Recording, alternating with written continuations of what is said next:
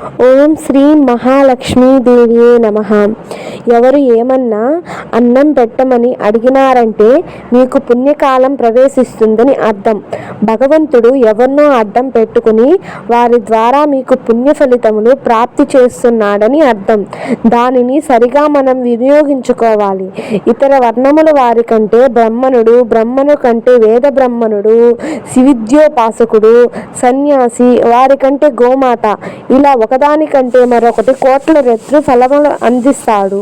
నీవు అన్నం పెట్టడం కన్నా వాళ్ళు నీ ముందుకు వచ్చి అన్నం పెట్టు అమ్మా అని చేయి చాపితే అంతకంటే పుణ్యం ఇంకొకటి లేదు. ఒక గోమాత నీ ఇంటి ముందుకు వచ్చినది. నీవు పిలవకుండానే వెంటనే దానికి గ్రాసం కానీ అన్నం కానీ పెట్టవలెను. పిలవకపోయినా కాకతాయికంగా ఒక సన్యాసి, ఒక శిరోద్యోపాసకుడు, ఒక భాగవతుడు, ఒక వేదమూర్తి నీ ఇంటికి వచ్చాడు. కొన్ని కోట్ల జన్మల పాపం తరిగిపోతుంది.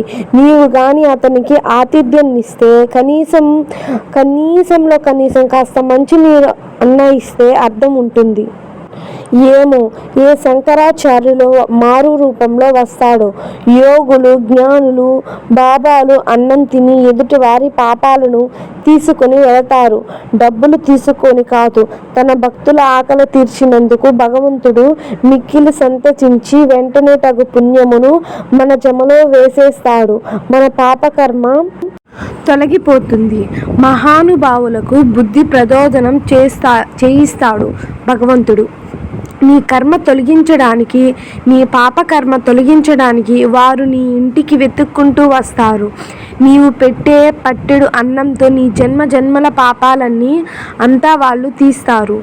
నీవు పెట్టే పెట్టెడు మెతుకులకు కోసం వారు రారు. మరలా నీవు రమ్మని బ్రతిమలాడినా రారు.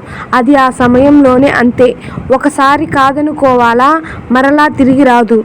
ఇంటి ముందుకు వచ్చిన గోమాత కూడా అంతే. నీ పాపాలు అన్నీ తీసుకొని వెళుతుంది. నీవు పెట్టిన ఒక అరటి పండుతో జాగ్రత్త.